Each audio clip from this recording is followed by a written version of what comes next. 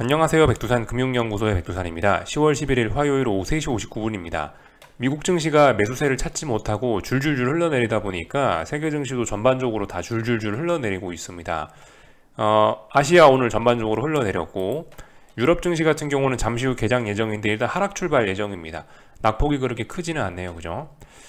하여튼 오늘 이제 오랫동안 지난 일주일 동안 쉬었던 중국 증시가 일단 다시 개장을 하긴 했고요. 근데 그럼에도 불구하고 별로 그렇게 뭐 성과가 좋지는 않습니다. 아무래도 세계 증시가 안 좋다 보니까 뭐 중국도 안 좋겠죠. 오늘 그 타이완 같은 경우는 4%대 폭락을 했는데 이 TSMC가 물 말아 먹었다 그러더라고요. 그러니까 오늘 전반적으로 아시아장의 반도체 분위기가 안 좋았구나라는 거 정도는 좀 알 수가 있을 것 같아요. 근데 그럼에도 불구하고 오늘 삼성전자는 또 비교적 괜찮게 마감을 하기도 했습니다. 그죠? 개파락 출발해서 양봉으로 이 정도 했으면 뭐 비교적 잘 선방한 것 같긴 해요. 대만 증시 4% 빠진 걸 고려해 보면은 한국 증시는 오늘 뭐 선방했다라고 생각이 되긴 합니다. 하여튼 뭐 딱히 지금 뭐 분석할 만한 이슈도 없고 그냥 이 뭔가를 이제 고민하고 있는 거죠, 시장이요. 이 낙폭 과대한 증시, 그래서 이제 대폭락으로 갈 거냐 아니면 반등할 거냐 기로에 서 있는 거고, 이슈적인 측면을 살펴봐도 지금 연착륙으로 계속 갈 거냐 아니면은 이제 바로 금융위기로 갈 거냐, 그런 걸 이제 고민하고 있는 상황이고요. 아직까지 뭐 정해진 게 없고 눈에 딱 띄는 어떤 그런 신호는 없습니다.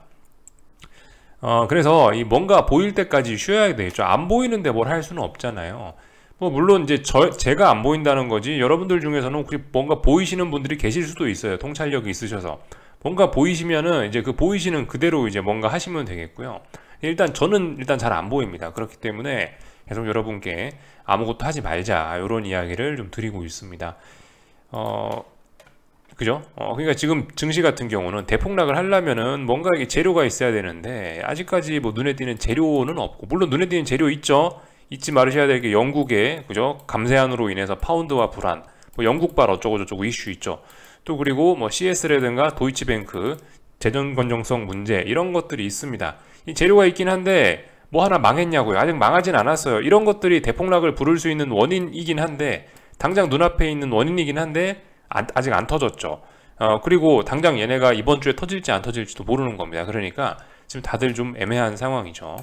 그래서 하여튼 굉장히 답답해질 수 있는데 어쩔 수 없다라는 겁니다. 계속해서 인내심 테스트하는 그런 구간 안에 와 있고,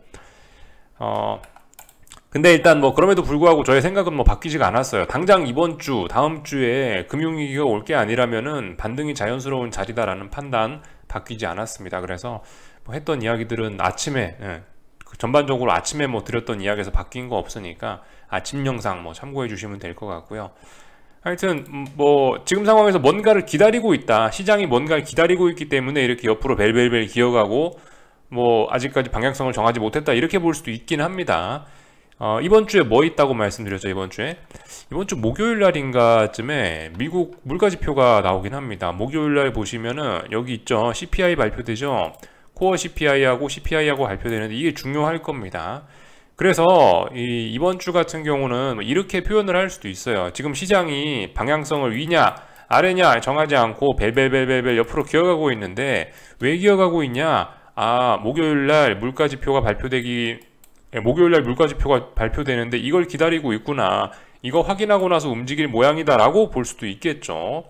혹은 뭐 여기다 한 가지 뭐 더해서 이야기해드리자면, 이번 주에 한국의 옵션 만기주가 껴있으니까 한국 증시 같은 경우는 특히 옵션 만기 때문에 위쪽이든 아래쪽으로든 공격적으로 움직이는 게 좀 부담스러울 수 있겠구나, 이렇게 생각도 할 수 있을 거예요. 그래서 뭐 이런 측면에서 설명도 가능합니다. 그죠? 이렇게 시장은 뭔가 이번 주 후반에 다가올 이벤트를 기다리고 있다, 뭐 이렇게 보셔도 뭐 크게 틀린 말은 아니라고 할 수가 있겠습니다. 그래서 뭐 이 정도 이벤트들 있는 거 살펴드렸고요. 하여튼 뭐 딱히 뭐 할 게 없어요. 그냥 전반적으로 내용이나 좀 점검하고 그러면 될 것 같습니다. 하여튼 뭐 독일 증시 같은 경우도 뭐 보시다시피 뭐 계속 줄줄줄줄 흘러내리고 있는데, 얘 같은 경우도 사실 이게 가만히 보시면 어딘가 중요한 라인을 뭐 붕괴시키고 그러진 않았습니다. 얘도 하여튼 미국 증시하고 지금 비슷비슷한 거예요. 약간 미국 증시 같은 경우도 계속해서 매수세는 보이지 않습니다. 그래서 아래쪽으로 계속 더 빠질 것 같긴 한데, 그렇다라고 해서 얘가 지금 어디를 붕괴시켰느냐? 붕괴시키지도 않았어요. 그죠? 그러니까 굉장히 지금 대응이 좀 애매하다. 그리고 뭐 독일 증시 이런 거 같은 경우도 낙폭이 좀 분명히 좀 과한 측면이 있기 때문에 지금 상황에서 뭔가 베팅하는 건 부담스럽다. 이렇게 이야기해 드릴 수가 있겠죠. 뭐 물론 레벨 다운이 되긴 됐어요. 그죠, 여러분들? 독일 증시 같은 경우 여기 있는 이 자리 한 12,450, 이 차트 기준으로 12,450이란 자리가 대략적으로 이 자리잖아요. 이 자리. 이 자리가 어떤 전저점으로서의 중요한 의미가 있는 자리인데, 지금 애초에 이 자리 밑에서 논다는 것 자체가 이미 뭐 시장이 맛이 갔다라는 거를 뭐 보여주는 좋은 어떤 예시라고 할 수 있을 겁니다. 레벨 다운 됐죠. 예. 그래서 아래쪽으로 계속 빠질 거다라는 거긴 한데, 단지 이제 낙폭이 좀 최근에 좀 과하긴 했고, 또 그리고 당장 여기서 뭐 더 빠질 만한 그런 이슈가 눈에 띄지는 않으니까 애매한 거죠. 그래서 뭐 요 정도까지 뭐 살펴봤고요. 오늘 뭐 대폭락한 그 대만 증시 같은 경우도 한번 체크만 좀 해보고 좀 갈까요? 대만 증시 같은 경우 오늘 보시다시피 TSMC 쇼크로 인해서 4% 폭락을 하고 말았는데, 뭐 이런 모습이죠. 하여튼 얘도 뭐 전반적으로 낙폭이 좀 과대하긴 합니다. 그럼에도 불구하고 그냥 계속 빠지고 있는 거고요. 지지력은 보이지 않습니다. 그래서 하여튼 계속 하락 추세 잘 진행되고 있다는 겁니다. 하락 추세 중인데 뭐 이렇게 급락하는 게 이상하나요? 뭐 그렇지는 않습니다. 얘도 좀 애매한데 근데 계속해서 잘 빠지고 있어요. 좀 자세히 보면 하여튼 지난번에 지나치게 급격히 급반등을 했던 거에 대한 대가를 치른다라고 지금 볼 수도 있긴 할 것 같습니다. 하여튼 근데 여전히 좀 전반적으로 좀 애매하긴 해요. 얘도 하여튼 낙폭이 좀 과대해갖고 오늘 급락했다고 내일도 또 계속 대폭락으로 이어질 거냐, 솔직히 잘 모르겠어요. 지금 얘도 하여튼 전반적으로 세계 증시가 다 같이 좀 이 분위기가 좀 묘합니다. 지금 굉장히 대응하기가 좀 까다로운 자리이긴 해요. 그래서 뭐 이 정도 뭐 이야기만 드렸고, 그래서 그냥 다들 어디에 있냐 모양만 좀 살펴보는 거죠. 중국 증시 같은 경우 뭐 상승하긴 상승했는데 잘 빠지고 있다라는 거. 다만 이제 중국 증시 같은 경우는 다중바닥형의 가능성이 있습니다. 여전히 다중바닥형의 가능성이 있는 자리이긴 해요. 근데 일단은 뭐 좋은 자리에서 반등하는 건 일단 실패했고, 대략적으로 이제 이 자리 밑에 내려왔다라는 것 자체가 일단 벌써 안 좋긴 합니다. 그리고 이 자리 밑에는 뭐예요? 이 자리 밑에는 변동성이 확대되는 구간이기 때문에 지금 보시면 시원시원하게 급락하는 모습들도 좀 보이고 있긴 합니다.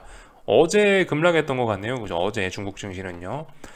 그래서 하여튼 잘 하락하고 있다. 이 정도 보시면 될 것 같아요. 하지만 아직까지 전저점 붕괴시키진 않았으니까 여전히 삼중바닥형 가능성은 있습니다. 그러나 위안화 꼬라지를 생각을 해보면은 이게 그 다중바닥형 만들긴 어렵겠죠. 결과적으로 궁극적으로 계속 아래쪽으로 빠질 것 같긴 한데, 얘도 보시면 그래요. 중국 증시 같은 경우도 이게 9월 중순부터 해서 빠지기 시작했는데, 어쨌든 좀 최근에 낙폭이 좀 부담스러운 면이 없진 않습니다. 하여튼 전반적으로 다들 좀 애매해요. 좀 분위기가 많이 빠져가지고 반등도 없이 빠져가지고 좀 다소 좀 부담스럽습니다. 위안화 같은 경우는 보시다시피 이렇게 이 전고점을 이미 뭐 테스트하고 있는 이런 상황이죠. 좀 위험해요. 위안화 같은 경우 지금 가장 어떤 최근 흐름만 보면 가장 흐름이 좀 안 좋습니다. 위안화가요. 가장 약한 뭐 통화가 아닐까 싶기도 합니다. 최근의 흐름만 봐서는요. 이런 점들이 중국 증시의 불안 요인이겠죠. 일단 전저점 자리, 지금 이 자리 돌파한 차 이렇게 하면은 또다시 레벨업입니다. 이거 물론 고점도 중요하지만 여기 이 자리가 훨씬 중요한 전고점으로서 의미가 있는 자리라고 봅니다. 이 자리 넘어서면 더 올라갈 수 있다 보시면 되겠고, 참고로 이제 지금 자리가 굉장히 중요한 어떤 그런 자리이긴 하죠. 주봉상으로 보시면요, 대략적으로 지금 이 자리인데요, 이 자리가 어떤 전고점으로서의 의미가 있는 그런 자리입니다. 지금 주봉상 굉장히 무거운 저항대에 와 있어요. 그래서 지금 이런 자리들 이번 주에 돌파 한짝 하는지 여부 이런 것들 보시면 되겠습니다. 중국 증시 지금 이 자리를 넘어서게 되면은 정말 큰 레벨업도 가능합니다. 위안화가요. 그래서 매우 지금 중요한 자리에 와 있는데, 이게 위안화가 이제 그만 올라가는 게 아니고 이제 꺾일 가능성은 좀 별로 없어 보입니다. 지금 상황에서 일단 계속 위쪽에 있는 매물을 소화하고 있죠. 이거 쉽게 넘어가지는 않을 거예요. 왜냐면 그만큼 의미 있는 자리니까요. 전고점이니까요. 그만큼 무거운 저항이니까 쉽게 넘어가진 않을 텐데, 근데 아무튼 넘어갈 것 같은 분위기긴 합니다. 그죠? 이런 점들이 중국 증시의 미래가 좀 어둡다, 이런 걸 좀 이야기해주고 있습니다. 그리고 넘어갈 수밖에 없는 게 결과적으로 중국에서도 꼬우면은 마음에 안 들면은 긴축을 하면 되는데 긴축 못 하잖아요. 그죠? 미국만 긴축하고 있으니까 이게 어떻게 위안화가 강세가 나오겠냐고요. 위안화 약세 나오지. 하여튼 시간 문제라고 보입니다. 그래서 뭐 하여튼 위안화도 위쪽으로 잘 올라가려고 하고 있다. 다만 무거운 저항에 걸려 있다라는 거 확인을 하시면 되겠죠. 하여튼 그래요. 오늘 아침에 안 그래도 참 그런 얘기 드렸나 잘 기억이 안 나는데, 하여튼 지금 같은 경우는 당장 뭐 대폭락은 안 나올 수도 있습니다. 왜냐면 이 금리 같은 경우는 정고점 부근인데 달러 인덱스가 아직 정고점 부근은 아니거든요. 달러 인덱스 같은 경우는 지금 가만히 보시면은 이 정고점 부근까지도 안 갔어요. 그러니까 뭐 엄밀히 따지면 여기서 이렇게 여기서 이렇게 뭐 쌍고점을 만들면서 꺾일 수 있다라는 이야기 할 수도 있는 구간이고, 혹은 뭐 요렇게 해가지고 아직까지 뭐 기간 조정 중이다라고 볼 수도 있는 구간이고, 하여튼 달러 인덱스 같은 경우는 아직까지 뭐 그렇게 위험한 구간은 아닙니다. 그러니까 뭐 이런 것 때문에라도 지금 당장 시장이 급락하고 뭐 그런 일은 없을지도 모르겠어요. 시장이 뭔가 쫄아서 갑자기 폭락하고 무슨 일이 생기려면은 이게 이제 정고점을 넘어가면 이제 위기가 생길 수 있겠죠. 근데 아직까지 이거 넘어서고 이런 건 아니니까 아직 조금은 여유가 있습니다. 아직 조금은요. 금리들은 지금 보시면 정고점을 벌써 어젯밤에 테스트하고 이거 돌파한착 시도를 하고 있는데, 달러는 아직 그렇지 못하다는 거죠. 그래서 달러가 저렇다는 게 그나마 좀 지금 시장에 뭐 대폭락까지는 안 하는 그런 이유가 아닌가 싶은 생각이 좀 들긴 합니다. 그래서 버티고 있나 싶은 생각도 들어요. 하여튼 뭐 금리가 요즘에 크게 치솟고 있는 게 이게 문제긴 합니다. 금리가 이제 정고점 자리인데 여기서 이제 또다시 크게 치솟으면은 달러도 근데 조만간 따라가겠죠. 위쪽으로요. 이렇게 생각하시면 될 것 같아요. 하여튼간 뭐 잘 올라가고 있다. 달러고 금리 구간에 잘 올라가고 있다. 이러니까 시장이 불안하다. 어쩌면 매수세가 안 나오는 게 자연스러울지도 모르겠다. 뭐 이런 생각도 한편으로 들긴 듭니다. 그래서 뭐 지금 어쨌든 근데 뭐 증시는 전반적으로 다 뭔가 베팅하기 애매한 상황입니다. 금리가 올랐다, 달러가 올랐다라고 해서 반드시 오늘 증시가 대폭락해라 이런 법은 없잖아요. 그죠? 이 전반적으로 흐름을 같이 하는 겁니다. 아, 금리가 오르고 달러가 오르면 증시에 안 좋지. 이 정도 생각을 가져야지 이게 증시가 오르고 그러니까 뭐 달러가 오르고 증시가 그러니까 뭐 달러가 오르면 증시에 뭐 반드시 안 좋다. 반드시 오늘 폭락해야 된다. 그건 아니잖아요. 그죠? 그렇게 생각해 볼 필요가 있겠습니다. 그래서 뭐 이 정도까지 좀 살펴봤고, 일본 증시 같은 경우도 뭐 이런 모습들, 하여튼 일본 증시가 요즘 지금 세계에서 지금 가장 건전한 모습이긴 한데요. 하여튼 뭐 딱히 뭐 드릴 이야기가 없습니다. 얘도 뭐 하여튼 일단은 뭐 아래쪽으로 잘 빠지고 있는 상황이고, 뭐 그래서 얘는 솔직히 일본 증시 같은 경우는 뭐 단기 낙폭과대, 뭐 낙폭과대 이런 이야기를 잘 못하겠네요. 일본 증시 같은 경우는 뭐 보시면 전반적으로 좀 건전해요. 올해 내내 별로 빠진 것도 없고, 그래서 이 박스권 내에 있는 상황이라서 크게 보면은요. 하여튼 뭐 일본 증시가 지금 세계에서 어쨌든 무슨 이유인지 모르겠는데 일단 뭐 증시 자체는 최근의 흐름이 가장 좋긴 합니다. 뭐 이 정도 살펴봤네요. 한국 증시까지 좀 살펴볼까 하는데 오늘 하여튼 그 좀 빠지다 말았죠. 그죠? 오늘 보시면 삼성전자 양봉 달고 올라오고 LG 에너지 솔루션 강한데 어떻게 뭐 증시가 강하게 빠질 수가 있겠습니까? 그죠? 하여튼 뭐 계속해서 드리고 싶은 이야기는 이거예요. 카카오 같은 거 제발 이 대폭락한 종목들 저점 잡으려 그러지 말고 매매를 하시고 싶으면 LG 에너지 솔루션 같은 거 가셔서 매매를 하셔야 된다는 이야기 해드리고 있습니다. 어쨌든 여러분들 뭐 이런 그 카카오 같은 종목을 뭐 매수하시는 건 이유가 그걸 거 아니에요. 아, 저거 단기적으로 매매해갖고 이번 일주일 내에 뭐 1%, 2% 뛰기 그거 하실 생각 아닙니까? 이거 들어가는 이유가 대부분요. 1%, 2% 뛰기 LG 에너지 솔루션 가서 하면 얼마나 시원하게 1, 2% 뜁니까? 그죠? 그러니까 하여튼 무조건 강한 종목을 해야 된다. 주식은 강한 종목 해야 된다. 그죠? 롱숏 전략 아시죠? 강한 놈을 매수하는 거고 약한 놈을 후려 패는 겁니다. 하여튼 그런 전략을 좀 기본적으로 생각하셔야 되겠어요. 약한 놈을 매수해갖고 먹겠다라는 게 재미는 있는데요. 근데 우리가 이게 재밌자고 하는 건 아니기 때문에 그런 점을 좀 잘 생각해 보셔야 되겠어요. 가장 약한 놈은 카카오죠. 그죠? 이런 놈들이 가장 약합니다. 지금 그나마 가장 강한 건 LG 에너지 솔루션이죠. 그냥 양극화예요. 이것도 약한 놈은 계속 약해지고요. 강한 놈은 계속 강해지니까 매매하실 땐 무조건 강한 놈만 잡아서 하시라. 이게 재미는 없습니다. 대신에 뭐 뚜렷한 어떤 포인트도 없고 정말 재미없는 그런 종목일 수 있는데 정말 손이 잘 안 나가는 종목일 수 있는데 근데 어쩔 수 없어요. 가는 종목이 더 가요. 항상 아래쪽으로 가는 종목은 아래쪽으로 더 가고 위로 가는 종목은 위로 더 가고 그렇기 때문에 하여튼 매매는 반드시 강한 종목을 찾아서 하셨으면 좋겠다라는 점을 좀 그런 점을 좀 말씀드리고 하여튼 이번 주에 만기주입니다. 이번 주가 그래서 하여튼 저는 여전히 풋옵션들이 좀 대가를 좀 치를 거라고 생각하고 있습니다. 이번 주에 그 심지어 오늘까지도 지금 풋옵션 결국 115억 순매수로 개인들이 이렇게 하면서 끝이 났는데 엄청나게 과잉돼요. 지금 9월 26일부터 해갖고 9월 30일까지 거의 여기서 1000억 가까이 개인들이 순매수를 했고 풋옵션을요. 오늘도 또 100억 샀으니까 1100억 가까이 되겠죠. 이게 말이 1100억이지, 이게 옵션 1100억은 이게 현물로 치면은 뭐 몇 조 단위에 해당하는 그런 굉장히 큰 단위의 돈들이거든요. 옵션이 레버리지가 큰 상품이니까. 그러니까 그만큼 큰 돈을 개인들이 하방에 베팅했으니까 아래쪽으로 가겠습니까? 개인적으로요, 그죠? 저는 일단 이렇게 생각을 하고 있어요. 그래서 하여튼 뭐 오늘 뭐 풋옵션이 올랐네, 콜옵션이 죽었네, 그렇지만은 여전히 뭐 오늘 뭐 하락했다 하더라도, 저는 여전히 뭐 증시가 하락했다 하더라도 별로 그렇게 증시가 더 아래쪽으로 갈 거라고 일단 그런 생각은 일단 잘 안 하고 있습니다. 하여튼 그래요. 지금 엄청난 조건들이 지금 많이 나오긴 했거든요. 코스피 같은 경우 거의 법칙이었어요. 올해 내내. 작년부터 해가지고 올해 내내 지금까지 법칙이, 하여튼 선물들이, 그 선물 지수가 볼린저밴드 하단선 찍고 나와서 거래량 50만, 뭐 45에서 한 50만 정도 거래량 나오고, 그리고 그 자리에서 개인들이 풋옵션 많이 매수하면 그 자리는 최소한 어떤 중기적인 바닥 정도는 나왔다 라는 거, 거의 법칙적이거든요. 여기 이런 구간들 다 찾아보시면 그런 조건들에 다 부합합니다. 지금 이번에도 그런 조건에 다 부합했어요. 다만 이제 뭐 무슨 일이 있어서 그런지, 무슨 지표를 기다려서 그런지, 옵션 만기가 있어서 그런지 당장 뭐 시원하게 반등은 못하고 있는데, 뭐 시원하게 반등 못한다고 해서 뭐 아예 반등이 안 나오는 것도 아니죠. 짜불짜불 반등할 수 있는 거고, 하여튼 중요한 건 어딘가를 붕괴시키지는 않았다는 겁니다. 아직 283 정도를 아직까지 뭐 지키고는 있어요. 이 자리 안 깨면 결과적으로 얘도 다중바닥 경우는 쌍바닥 만들고 올라갈 수도 있긴 하겠죠. 하여튼 그래서 전 전반적으로 좀 아래쪽으로 좀 안 좋게 본다. 너무 많이 아래쪽으로 빠졌고, 뭐 또 그 말씀드린 여러 가지 조건들도 뭐 맞아졌고, 또 그리고 개인들이 결정적으로 너무 아래쪽으로 많이 쳐다보고 있어가지고 아래쪽으로 좀 가긴 힘들 것 같다라는 이야기 좀 드리고요. 오늘 뭐 그죠, 종목수도 58종목 상승했네요. 그죠? 이 정도면 뭐 거의 작은 투매에 해당합니다. 큰 투매는 아니고요. 작은 투매가 나오고 있다. 이 정도로 보시면 될 것 같습니다.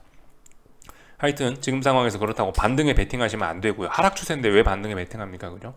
반등에 베팅하시면 안 되고, 또 옵션 하시는 분들 중에 혹시나 이제 반등을 베팅을 한다고 콜옵션을 매매하시는 분들, 콜옵션 매수하시는 분들이 계실 텐데, 지금은 하여튼 절대 콜옵션은 매수하시면 안 됩니다. 지금은 콜옵션 매수해서 재미를 볼 시기가 아니에요. 아무리 지수가 올라간다고 해도 콜옵션은 꿈쩍도 안 할 가능성이 많습니다. 그렇기 때문에 콜옵션 매수는 절대 하지 말자. 요 정도 이야기. 옵션에서 뭐 다른 건 다 해도 될지 몰라요. 뭐 풋 매수도 하고, 풋 매도도 하고, 뭐 콜 매도도 하고, 다 좋은데, 이게 어쨌든 네 가지 초이스가 있죠. 콜, 풋, 매수, 매도 조합하면 네 가지 케이스가 있잖아요. 그 중에 지금 절대 하면 안 되는 건 콜 매수라고 봅니다. 콜 매수는 지금은 큰일 난다. 이 정도 이야기만 좀 드리고 싶네요. 나머지는 뭐 특별한 거 없고, 하여튼 뭐 코스닥 시장도 지금 아래쪽으로 잘 빠지고 있고, 하여튼 여전히 좀 낙폭이 좀 과하다는 생각은 분명히 있습니다. 근데 일단 그럼에도 불구하고 일단 매수세는 보이지 않으니까 계속해서 아래로 가고 있으니까, 뭐 하방 포지션 들고 계신 분들은 아무것도 안 하셔야 되겠고, 뭐 신규로 뭔가를 해보시고 싶다 그러신 분들은 지금 960이라는 자리를 기준으로 해서 뭔가 해보실 수는 있겠죠. 어쨌든 뭔가 붕괴가 됐으니까요. 하락에 대한 목표치는 열리긴 열렸습니다. 어디까지? 저기 한 925? 아유, 지금 이게 하도 급락을 하니까 지금 차트에 잘 나오지 않네요. 지금 960 붕괴시켰으니까 925 이 정도까지는 좀 갈 수 있습니다. 920 이 정도까지는 열려 있어요. 그래서 아래쪽으로 베팅하실 분들은 레벨 다운 됐으니까 베팅할 수 있어요. 예를 들어서 960 붕괴됐으니까 아래쪽으로 베팅한다, 가능합니다. 대신에 이제 960 다시 돌파한 척 하면은 지금 들어가신 물량들은 도망가셔야 되겠죠. 뭐 그런 식으로 접근하시는 건 괜찮을 것 같아요. 코스닥은 어딘가 중요한 라인 붕괴시켰으니까 하방 아래쪽으로 목표치가 열렸으니까 뭐 단기 낙폭과 되고 뭐고 간에 일단 아래쪽으로 베팅 해볼 수는 있습니다. 기계적으로. 다만 말씀드렸다시피 지금 부담스러운 상황이니까 자칫 잘못해서 다시 960 돌파한 차 가면 재빨리 도망 나와야 된다라는 이야기 좀 드리고 있고요. 하여튼 그래서 뭐 점검만 좀 했습니다. 뭐 딱히 드릴 이야기 없고 계속 애매한 상황 연속이니까요. 미국 증시 오늘 그저 그 지지와 저항 말씀드리면 되겠죠. 한 3,580 정도 되는 자리 S&P, 그 자리가 전저점에 해당하는 그런 지지력 혹은 뭐 마디 가격이니까 중요한 지지선 있는 자리고요. 오늘 밤에 그 자리를 테스트할 예정입니다. 붕괴되면은 이제 이 3,580이라는 자리를 기준으로 기계적으로 아래쪽으로 베팅해 볼 수 있습니다. 왜냐하면 3,580이 붕괴가 되면요, 3,580이 붕괴되면은 지금 거의 뭐 거의 뭐 대략적으로 한 3,500대까지 이 아래쪽으로 목표치가 좀 더 열려버리기 때문에 레벨 다운되는 거기 때문에 충분히 베팅해 볼 수 있습니다. 제가 뭐 단기 낙폭과되고 뭐 낙폭과되고 아무리 부담스럽네 뭐네 해도 어딘가 라인 붕괴시키면 아래쪽으로 레벨 다운되면 더 가겠다는 거니까 거기에 따라 베팅하시면 됩니다. 다만 이제 지금 상황에서 손절은 짧게 잡고 가야 되겠죠. 3580이라는 자리가 오늘 밤에 붕괴돼서 예를 들어 레벨 다운 됐다라고 하더라도 다음날 3580이라는 자리가 다시 돌파 한착되면은 재빨리 도망 나와야 되는 거예요. 그러니까 지금 상황에서는 뭐 붕괴가 돼서 아래쪽으로 간다라고 마디 가격이 열렸다라고 해서 베팅을 할 수 있긴 한데, 아래쪽으로 베팅할 수 있긴 한데 엄청나게 부담스러운 자리란 겁니다. 그래서 반등도 크게 나올 수 있고 여차하면 엄청 크게 다칠 수도 있기 때문에 조심하셨으면 좋겠다라는 거 말씀드리고요. 하여튼 그저 참 깜박한 이야기인데 그 참 잊으시면 안 되는 이야기이긴 한데, 지금은 이게 지킬 때라고요. 지금은 사실 버는 거를 생각하는 게 아니고, 돈 버는 걸 생각하는 게 아니고, 지금은 가지고 있는 자산을 지킬 때라고 봅니다. 그래서 현금 가지고 계신 분들은 마음 편안하니 좋죠. 예. 뭐 절대 난 현금만 갖고 있어서 인플레이션으로 뭐 돈을 까먹는 것 같아, 그런 생각을 하실 필요도 없고요. 그냥 지금은 가만히 현금만 갖고 있는 게, 사실 현금만 갖고 있어도 지금 사실 상위 5% 이상은 들 거예요, 아마 제 생각엔요. 그러니까 하여튼 좀 자부심을 가져셨으면 좋겠고, 현금 가지고 있다고 마음 쫄리거나 그럴 거 없고요. 하여튼 뭐 공격적으로 아래쪽으로 베팅해서 뭐 수익 내겠다, 그런 생각들은 지금 좀 위험할 수 있습니다. 아래쪽으로 가서 수익 내는 거는 이건 진짜 굉장한 어려운 그런 거긴 하잖아요. 예. 그렇기 때문에 좀 그런 점들을 좀 잊지 않으셨으면 좋겠다. 마인드 컨트롤 관리가, 마인드 컨트롤이 중요합니다. 하여튼 지금 돈 벌고 계신 분들은 옛날에 이제 정말 고생 많이 하셨던 분들이에요. 그런 분들이 이제 지금 조금 좀 수익 나나 그런 거고, 하여튼 그런 고생을 안 하셨던 분들은 어쩔 수 없죠. 그럼 뭐 지금 못 먹는 거죠. 그냥 하여튼 그렇게 좀 편안하게 생각하셨으면 좋겠어요. 지금은 지킬 때다라는 거 잊지 않으셨으면 좋겠고, 하여튼 이야기 샜는데 나스닥 같은 경우는 1850, 그죠? 붕괴되면은 이제 아래쪽으로 또 마디 가격이 또 열리는 겁니다. 하락 목표치가요. 아래쪽으로 한 1350 정도까지, 그런 목표치가 한 500포인트 가까이 더 아래쪽으로 열리게 되는데, 이것도 똑같습니다. 붕괴되고 나면 저 붕괴됐다고 아래쪽으로 베팅할 수 있어요. 낙폭과되고 뭐고 없어요. 붕괴됐으니까 아래쪽으로 갈 수 있다라 생각해서 베팅할 수 있는데, 말씀드렸다시피 부담스러운 자리이기 때문에 이 붕괴가 돼서 베팅을 했으면은 그 자리가 다시 회복되면은 도망가야 되겠죠, 그죠? 지금은 배트를 좀 짧게 잡으시는 게 어떻겠냐라는 생각이긴 합니다. 그래서 일단 여기까지 하겠습니다. 궁금한 거 리플 남겨주시고 내일 아침에 뵙도록 하겠습니다. 여기서 마치겠습니다.